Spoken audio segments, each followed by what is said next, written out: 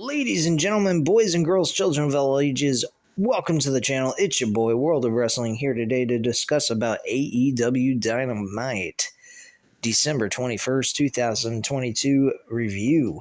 This is actually a pretty decent episode. I actually enjoyed it for what it was. We had a women's championship match that was surprisingly a very entertaining match. Not bad at all. Jamie Hayter went up against Hikaru Shida, and they killed it together.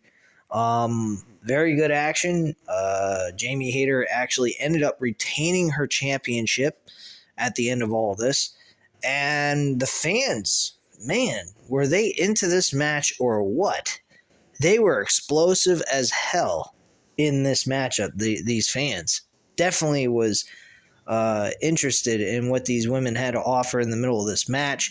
The build between the two of them was not much of anything but a kind of an impromptu type of setup, but it was, they had a couple of segments where they did some talk shit about how Shida was going to bury Jamie Hayter and beat her for the women's championship, which did not happen here tonight. So that is what took place in our main event of this episode. I think this is the very first time, or the second time. I think Brett Baker and Thunder Rosa actually had the main event for their Lights Out match that took place last year, I believe it was, or the year before. Yeah, it was last year, I think. Might have been last year, yeah. It may have been 2020 or 2021. I'm not sure which year it was, but I do believe it was 2021. Basically, this was the second main event women's matchup that ever took place on a Dynamite show. And it excelled my expectations. It went past my expectations. I thought it was actually a very decent matchup. Ricky Starks kickstarted the show. He discussed about what happened between him and MJF in the world title match, stating, MJF may have beat him for the championship and retained, but he still has his pride. He fought like a man, while MJF showed he had no balls or guts to win the match clean by hitting him with a low blow. So he pretty much was shitting all over MJF during this promo, which he had more than the right to do so. And I felt that this was an excellent promo by Ricky Starks. JAS came out during this promo to interrupt. There was a rumor that I talked about last night on Random Wrestling Talk episode number 42 about this. And it pretty much was correct. This rumor is right. Chris Jericho was going to go after Ricky Starks at this point, and that is where they're moving forward here with their storyline. So JAS, basically it was just Chris Jericho, Sammy Guevara, and Daniel Garcia standing at the ramp, pretty much talking with Ricky Starks the whole entire time during this promo. Ricky Starks had most of the conversation during this period between these two between Jericho and his group and Ricky Starks. So Ricky Starks pretty much nailed the shit out of Daniel Garcia and Sammy Guevara in the middle of this promo. Then they attacked Ricky Starks. Action Everett, I believe is his name, or Action Andruvit, some shit like that. I forgot his fucking other portion of his name. Apologize about that. But he actually went in, the same guy that beat Chris Jericho last week in an impromptu matchup. He ended up beating him. He ends up trying to save Ricky Starks. Well, later on in the show, he actually suffered, some punishment for doing so. He ended up getting a fireball by the Wizard, Chris Jericho, into the face, and it looked pretty damn real. Pretty wild, actually. So I thought that was pretty interesting. And Andrew Everett Action Andrew, or whatever the fuck his name is, and Action and Antonetti. Excuse me, Action Antonetti. I apologize. Finally, I fucking got the name right before I ended this video. Pretty sad. Anyway, yeah, so he suffered a fireball to the face. We then, after the Ricky Starks promo with Chris Jericho and his group, we saw the very first match take place on the show. It was the Trios Championship match, match number 5, and a new DQ matchup. This, of course, would allow anyone to use a hammer or whatever item they would like during this matchup. This match was a lot of fun, very enjoyable. We saw some different stuff taking place. But at the end of the day, we saw the Elite beat the Death Triangle in this matchup to make it 3-2, and we are going to see them next week once again. I particularly did not mind this matchup. I haven't minded any of the matches, truthfully, from the get-go, but I really hope we see Death Triangle retain the tag team titles, the Trios tag team titles to be exact, but I don't know if that's going to be the case at all. So it is what it is. I didn't particularly, get upset over this. I think that this is going to lead to a ladder match, of course. It makes the perfect sense to do that, and it will be the main event of the episode that takes place on that first January episode for Dynamite, and it's going to be a fucking blast watching these three men go in a ladder match for the Trios tag team titles. So that should be a lot of fun. Right, so the next segment on the show is a backstage footage of MJF from last week discussing about the match he had with Ricky Starks, saying he won the match clean. He was very furious in this backstage segment that he did last week. He was upset with Bryan Danielson coming in there after his celebration of winning a so-called quote-unquote clean matchup after a low blow to Ricky Starks and then a roll-up pinfall to secure the victory. So, it was very intense promo by MJF as usual. He did an excellent job here. He called Bryan Danielson a scumbag. He also made fun of him being a hairy, bearded guy at one point in this promo, which I thought was fucking outrageous and funny.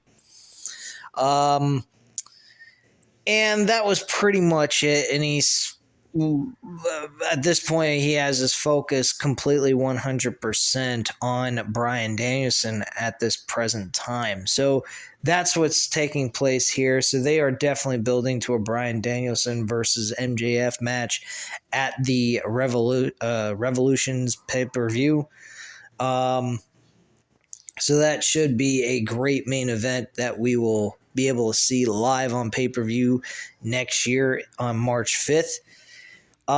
We then had Bryan Danielson come out to the ring to speak with he was basically asked what is his issue with MJF at this present time, and pretty much the situation is that he is upset what happened to William Regal. He went over a breakdown of his training in pro wrestling when he first started. He actually trained 15 minutes away from, he actually performed first time ever 15 minutes away from the arena that they were at in Texas, in San Antonio. He also mentioned HBK's name on the show. Very surprising, and the fans cheered for HBK. That is totally unheard of to be taking place in another promotion. I've never heard of a fan base of another promotion cheering for a performer who works for another company. That's unheard of. And it was pretty impressive, pretty amazing to hear the fans actually cheering for Shawn Michaels when he's never worked in AEW ever in his career. So that was pretty off the walls and insane. So kind of moving forward here, going straight to the point, he starts discussing about William Regal. William Regal is the one who trained him the way we see him wrestle today.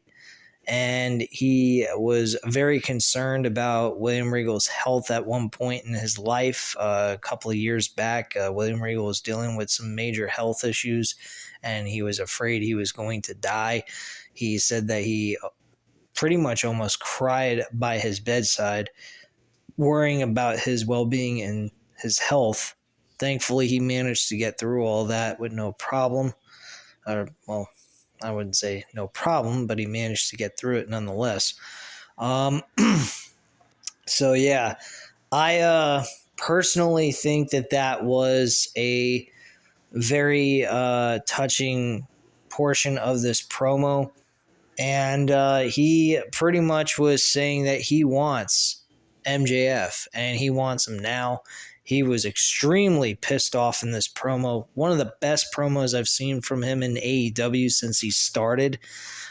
This was Daniel Bryan type levels of a promo. In WWE, he would deliver these very powerful and very heartfelt promos, especially during his Yes Movement run in 2014. That was his best days in promo work in his WWE run. Here, this was his best promo he's done since he's worked for this company, and I was very impressed. It gave me the WWE vibes that he used to do with the Yes Movement, and I enjoyed this a lot. Ethan Page came out with Stokely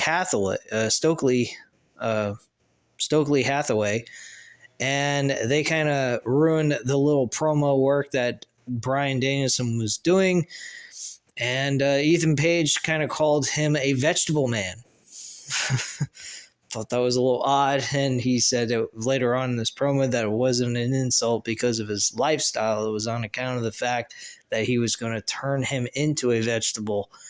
Bryan Danielson, eventually, this led to him pretty much saying, okay, well, if you're interested in turning me into a vegetable, why don't we do that right here, right now?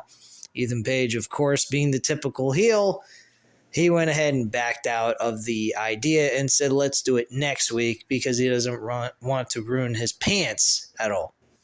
I'm going, oh, wow, that sounds like typical heel-like promo work and heel-like move. He actually was booed out of the building. This was the most fan reaction I saw for a heel outside of MJF, and man, was it good. Ethan Page could possibly be a runner-up for a mid-card championship, or even possibly becoming a world champion sometime in the future later on down the road, because this guy pulled off a hell of a fucking reaction. If he can continue to do stuff like this, I can imagine him getting a major push in AEW at this point, because he's a guy that you'll never see. I never thought I would see him reach the level that he was at here tonight. That was amazing stuff. So the match was announced. Next week we will see Ethan Page and Bryan Danielson going one-on-one. That should be a very interesting matchup. These two have never wrestled each other before. I don't know if they're going to make this the main event of the show, but it definitely looks like something that we should all keep our eyes on and actually pay very close attention to, because it will be a fun little matchup that we'll get to watch for 10 to 15 minutes. Next up, we actually had Jon Moxley backstage cutting a promo about how he's going to be in the Rampage Casino Battle Royale $300,000 bonus prize. Whoever wins that battle royal. and he says he will be there. He also mentions about Hangman Page and how he is fed up of how Hangman Page is sitting there crying like a little child last week on Dynamite and then showing up on Rampage and attacking him while he finished his match with Sammy Guevara. So he pretty much said, look, man, it's not my fault you have a glass jaw. I just seem to be able to do my job very well at what I do. And he said, look, man, I'm not here to play games. You happen to get a concussion? That ain't my fault. I break your bones? That ain't my fault. I'm doing my job. That's what I'm here to do. I'm here to kick ass and take names, basically, is what he was saying. The whole promo work was great, but it seemed to me like it was coming across like a heel-like promo. And found it very interesting. I don't know if you could take it as an anti-hero type of look or an actual heel type of promo. It's very different. We also had, right after that, we had Hook going up against Exodus Prime. This was a very short match. Hook took care of business very quickly, won the match by submission. That was that. We then had Jon Moxley going up against Darius Martin. And this was a good matchup as well. Darius Martin, though, unfortunately loses the match with a Death Rider finish and a 1-2-3. He was pretty good in this matchup with Jon Moxley. They didn't do bad together. I think that they worked well with one another. I think Jon Moxley made him look good, and Darius Martin did the best he could. But Jon Moxley mostly led the match for the both of them, and he did a good job leading this match throughout. We had a vignette with Powerhouse Will Hobbs, basically giving us a rundown of the backstory of Will Hobbs. He had pretty much went over his childhood and what he went through growing up as a kid. Encountered a lot of terrible events in his life. One, witnessing his own, I think it was his uncle. He said that his uncle had an overdose, watching him choke on his own blood, things of that sort. Very graphic things. Also, he mentioned he was stabbed, shot at, robbed, beat up. All the typical things you would hear that goes on in a ghetto community. Unfortunately, those things do happen. I feel terrible for those people that have to go through that type of shit, because it does leave a lot of scars and a lot of tragic memories in your head. I used to live in ghetto-type neighborhoods when I was younger, simply because my family wasn't doing as well financially as I am now. Thankfully, I've done a lot better. Yeah, it's a terrible situation being in those type of situations. Living in a ghetto is very scary. Me, how I avoided all that is I just kept to myself and didn't deal with a whole lot of people anyway to begin with. And pretty much stayed in my home most of the time. Only came out during the daytime, never at night. Anyway, pretty sad upbringing for him. Unfortunately, didn't mention anything terrible about his parents, which is good, I guess, but didn't really go further into that, his upbringing from his parents. Not that that's really necessary anyway, but pretty much get the gist of it, and that's pretty much all that really took place in this vignette with Powerhouse Hobbs. We then move forward with Dax Hardwood and Cash Wheeler, the FTR, against the Gun Club, the Colton and Austin Guns. This was, all right, pretty decent tag team matchup. The Guns actually cheat to win. I believe it was Austin who held Colton's hands in the middle of this roll-up pinfall on one of the FTR members and ends up getting the win for their team. So, action was pretty standard, nothing special. I mean, it was a decent little matchup for what it was. But unfortunately, the Guns win, beating the champions in a non-title match. Don't really like that situation there, but hey, it is what it is, I guess. Moving forward from there, Sanjay Dutt actually going ahead and cutting a promo while rapping. Holy shit, that was really weird. About the Acclaim going up against Jeff Jarrett and Jay Lethal for the tag team titles. Nothing really special there. Pretty cheesy, pretty weak. And then we move forward to the segment with Rick Ross, the rapper, with the situation with Swerve Strickland and Keith Lee. Keith Lee pretty much was coming out to do a face-to-face discussion with him, and this all led to them beating the shit out of Keith Lee and having Swerve Strickland climb up to the top rope while Keith Lee was laying on top of the steel steps with a cinder block over his chest. And then Swerve Strickland drives all the way up from the top rope down to his chest with basically a coup de grace type finisher on Keith Lee. This was fucking brutal as hell, and it looked painful as shit. Granted, that cinder block probably was not real. I would assume that it was easily, something you can easily break based on the way it was made. But damn, that did not look very comfortable, I'll be honest with you. But yeah, I thought that was pretty painful just based on the look of it. And then the main event, like I said, we had Jamie Hayter defending the women's championship up against Hikaru Shida. Again, this was a very good matchup for what it was. The fans were highly interested in it as the match progressed.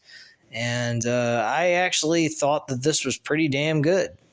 So kudos to them. I think the show is actually fairly decent. And not too much complaining coming from me at this point. This two good shows back to back. The week before that, from the December 7th episode, that was actually pretty damn good as well. I really didn't have a problem with that one either. So yeah, this month of December, they've done a pretty damn good job on their episodes. So kudos to them, and that's all I have to say at this time, guys. You know what to do. Hit that like button if you liked the video. Hit the subscribe button if you're not already subscribed to the channel, and leave a comment down below. I'll definitely get back to you on that, and I thank you guys very much for watching. Have a great night, guys. Bye.